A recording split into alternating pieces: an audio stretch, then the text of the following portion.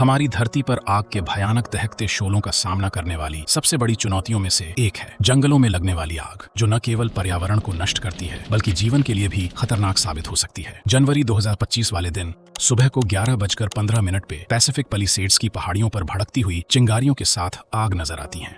देखते ही देखते सिर्फ 1 घंटे के दौरान यह आग इतनी बढ़ गई कि धुएं ने पहाड़ को पूरी तरह से छुपा दिया। सैटेलाइट से देखा जाए तो सबसे पहले यह आग पैलिसेड्स के पहाड़ों पर देखी गई थी, लेकिन उसके चंद घंटों के बाद यह आर्लिंगटन, हर्स्ट, केनेथ, गेटी, स्कर्बॉल और सैन फर्नांडो के एम एरिया तक फैल गई। जिस वक्त यह आग लगी उस वक्त यहाँ 100 किलोमीटर पर आर की हवाएं चल रही थीं, जिनकी डायरेक्शन इनलैंड से ओशियन की तरफ थी। अब यहाँ सवाल यह पैदा होता है कि सबसे पहले आग पैलिसेड्स में लगी थी, जो ओशन के बिल्कुल करीब है, तो फिर वहां से आग हवा के अपोजिट डायरेक्शन में 30 से 40 किमी दूर तक कैसे फैल गई। इस आग ने टोटल 8,000 एकड़ एरिया को उजाड़ कर रख दिया है। 12,000 से ज्यादा बिल्डिंग्स और घर तबाह हो चुके हैं। 1,08,000 लोग अपने घर छोड़ चुके हैं। यह लॉस एंजल्स की हिस्ट्री में सबसे तबाही फैला देने वाली आग है, जो अभी तक भी नहीं बुझाई गई। आग को बुझाने की हर कोशिश नाकाम होती दिख रही है। वाटर बोबर्स एक वक्त में 74,000 लीटर पानी फेंक रहे हैं, जो इस आग के सामने चंद बूंदों के बराबर लगते हैं। वाटर बॉम्बर्स की मदद से स्पेशल केमिकल भी फेंका जा रहा है,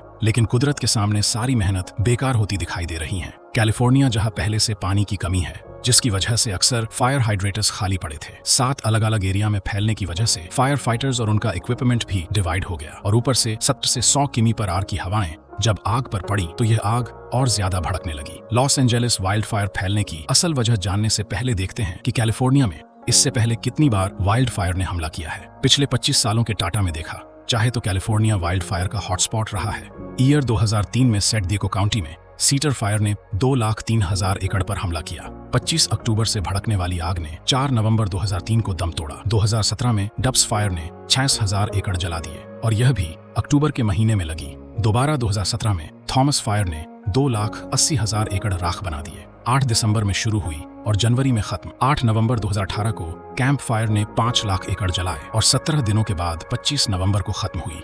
इसी तरह 2020 में क्लास फायर ने 66,000 एकड़ पर हमला किया, और यह भी सितंबर में शुरू होकर पूरे महीने बाद अक्टूबर में खत्म हुई।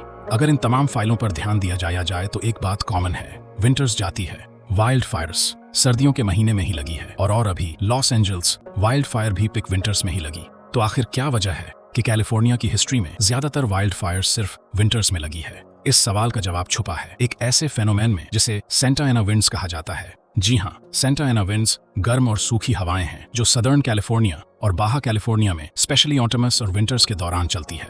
गूगल अर्थ पर देखा जाए तो कैलिफोर्निया के ईस्ट में दूर दूर तक सिर्फ डेजर्ट है, जिसकी महावी डेजर्ट या फिर ग्रेट बेसन भी कहते हैं। सूरज की तपेज डेजर्ट को गर्म करती है, जिसकी वजह से यहाँ की हवा का प्रेशर बढ़ने लगता है। दूसरी तरफ ओशन की बात की जाए तो यहाँ की हवा ठंडी होती है और प्रेशर कम। हमने 6th ग्रेड में पढ़ा था कि हवा हाई प्रेशर से लो प्रेशर की तरफ ट्रेवल करती है। जितना ज्यादा प्रेशर में फर्क होगा उतनी तेजी से हवा ट्रैवल करेगी, और यहाँ पर भी कुछ ऐसा ही होता है। साउथ ईस्ट कैलिफोर्निया से सेंटा एना विंड्स तेजी से ओशियन की तरफ बढ़ती है। ये शुष्क और गर्म हवाएं जहाँ से भी गुजरती हैं, वहाँ का मॉइस्चर सख्त करती जाती है, जिसकी वजह से यह पूरी रीजन इस मौसम में शुष्क हो जाता है। झाड़ियां और पेड़ बिल्कुल सूख जाते हैं, जो बड़ी आसानी से आग पकड़ने के काबिल बन जाते हैं। सेंटा एना विंड्स जहाँ पूरे जंगल को वाइल्ड फायर का फ्यूल बना देती हैं, वहीं अगर गलती से भी कभी लग जाए तो तेज हवाएं इस आग को और ज्यादा भड़काती है। जलते हुए कोयले तेजी से फैलते जाते हैं और पलक झपकते ही वाइल्ड फायर कंट्रोल से बाहर हो जाती हैं।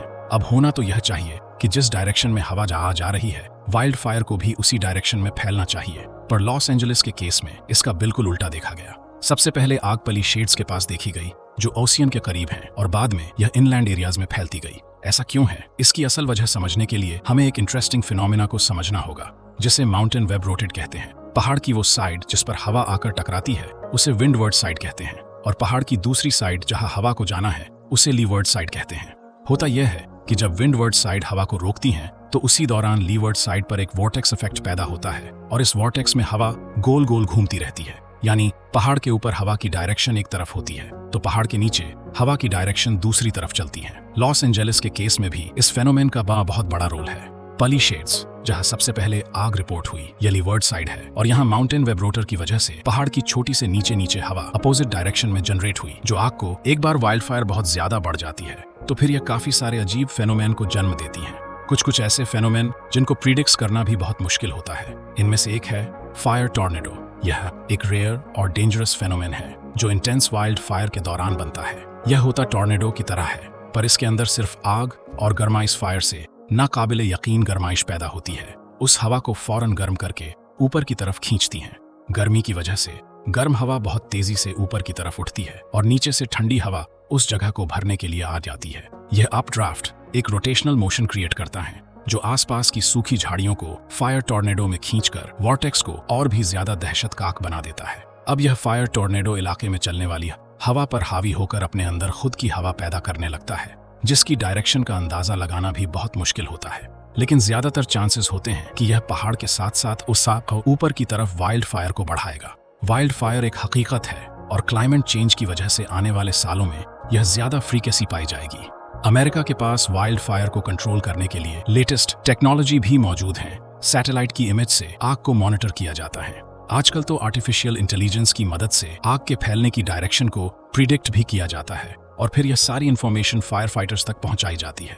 फायर फाइटर्स किसी करते हैं कि जहां आग लगी है उसके इर्द गिर्द केमिकल स्प्रे करे ताकि इससे आग ज्यादा ना बढ़ सके। पर लॉस एंजल्स में फायर फाइटर्स पहले एक एरिया की आग को कंट्रोल करते तो हवा के जरिए आग दूसरी जगह तक फैल जाती थी। अमेरिका की हिस्ट्री में पहली रिकॉर्डेड वाइल्ड फायर साल 1871 में मिशिगन के पास लगी थी। इस वाइल्ड फायर में 12 लाख एकड़ राख हो गई और 2,500 लोग मारे गए। 1861 की पेगो फायर से लेकर आज की लॉस एंजलिस वाइल्ड फायर तक, इससे प्रकृति हमें इशारा दे रही है कि आग पर काबू पाना आज भी करीब नामुमकिन है।